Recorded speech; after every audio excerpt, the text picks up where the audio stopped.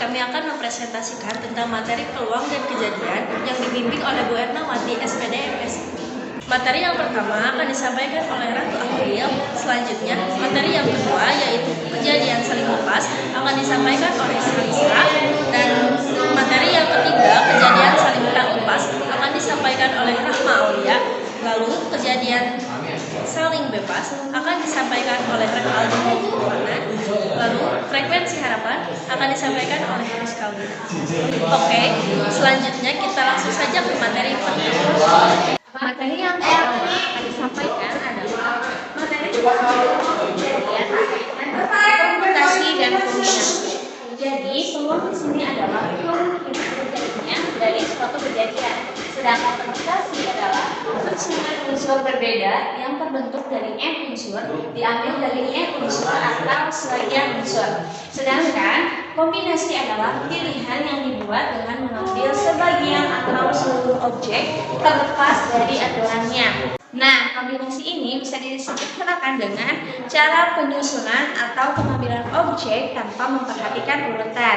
Jika di peluang merumuskan sesuatu harus sesuai dengan aturan. Misalnya, ketika 1 kita harus menghitung 1, 2, 3, 4, 5, dan 6 seterusnya. Sedangkan di kombinasi itu tidak begitu. Bisa dari 3, 2, 1 atau CBA dan lain sebagainya. Oke, selanjutnya adalah rumus kombinasi. Kombinasi adalah n sama dengan n faktorial dibagi n min r faktorial. Rumus kombinasi adalah NCR sama dengan n faktorial dibagi n min r faktorial dikali r faktorial. Langsung saja kita masuk ke contoh soal dari interpretasi.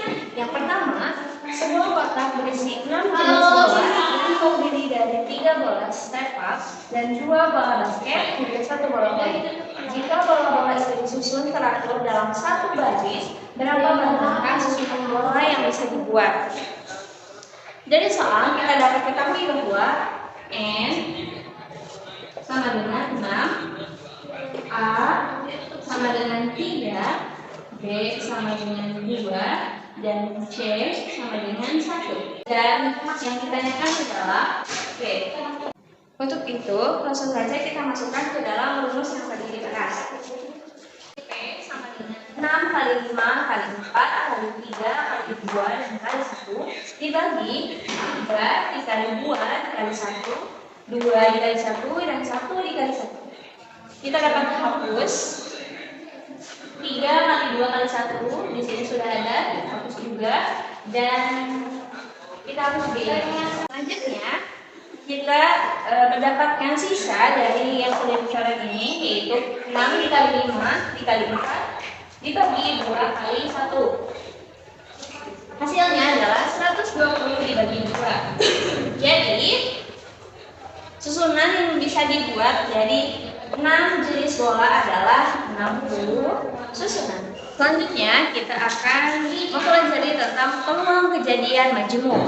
Peluang kejadian majemuk adalah rangkaian beberapa kejadian yang dihubungkan kata hubung dan yang berlambang seperti ini serta atau yang berlambang seperti ini.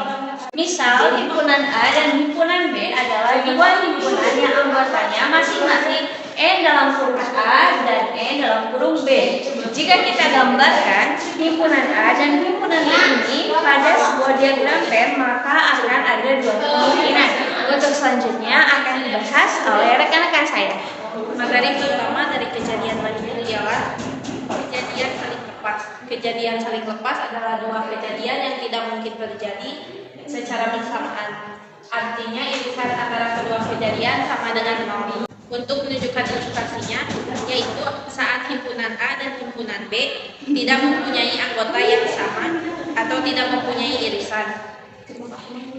Bisa kita gambarkan juga dalam diagram Venn, di antara keduanya tidak mempunyai irisan di tengahnya. Di sini saya memiliki contoh soal, dua buah dadu yang saling dilantunkan akan muncul 36 sampel keseluruhan. Misalkan A merupakan kejadian munculnya mata dadu berjumlah 4, maka tentukan peluang munculnya mata dadu berjumlah 2 atau 4. Diketahui NE sama dengan 36, A sama dengan 1,1 sama dengan 1, B sama dengan 1,3, 2,2, 3,1 sama dengan 3. Bisa kita lihat antara A dan B tidak memiliki angka yang sama atau gabungan angka yang sama. Yang berarti ini adalah kejadian saling lepas. Jadi dapat kita tulis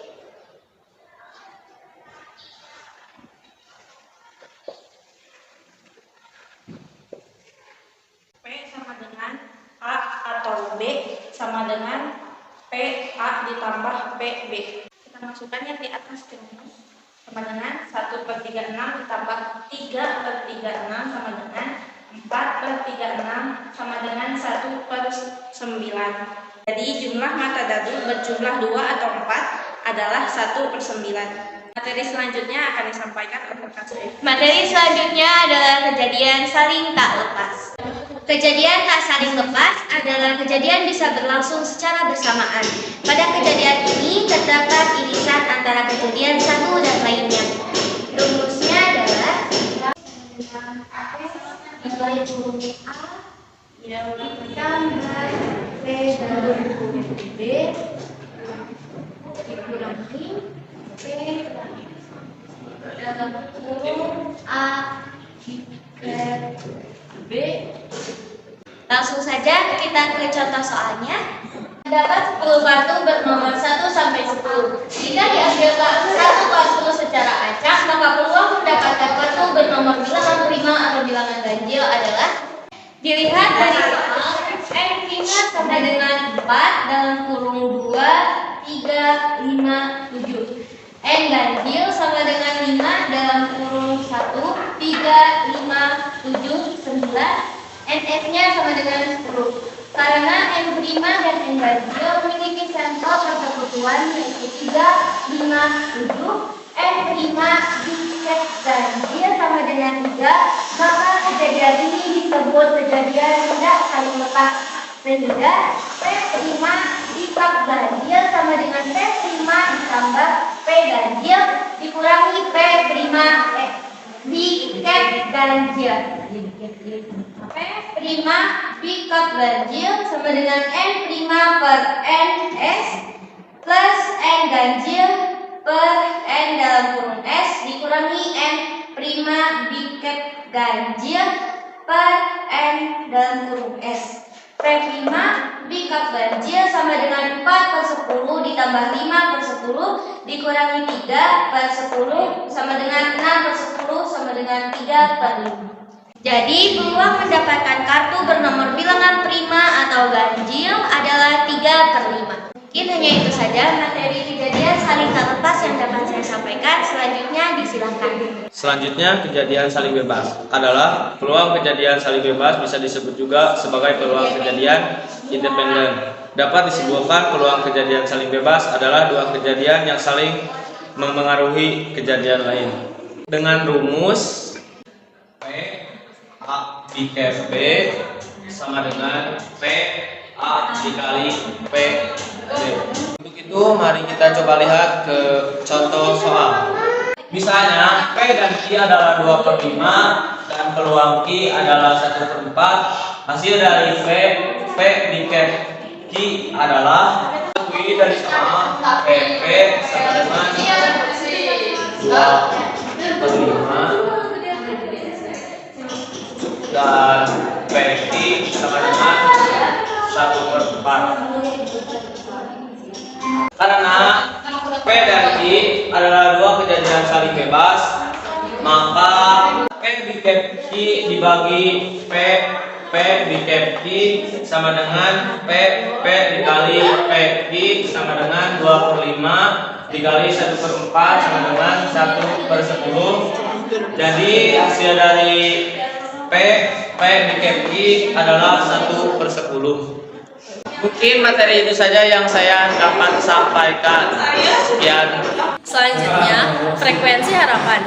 Frekuensi harapan adalah banyaknya kemunculan yang diharapkan pada suatu kejadian dengan berkali-kali melakukan percobaan yang disebut juga sebagai uji eksperimen. Adapun rumus frekuensi harapan adalah